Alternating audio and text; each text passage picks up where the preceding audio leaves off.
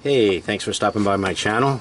Today I just wanted to show you two must-have tools if you're changing spark plugs on your engine.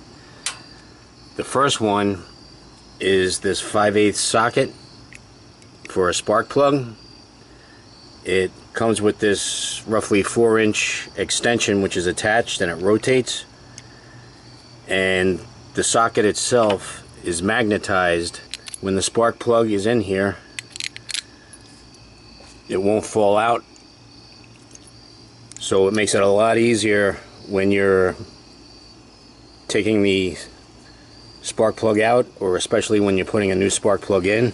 You want to finger tighten it when you're putting it in, so by gripping the extension it screws in nice and smooth. And for those hard to reach spark plugs,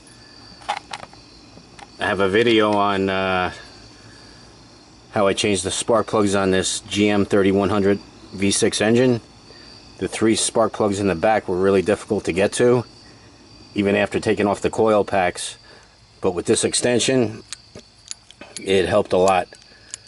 I'm not getting paid for this endorsement. I just figured it would make your life easier if you have those hard to reach spark plugs. And the other tool I recommend is a flex head ratchet.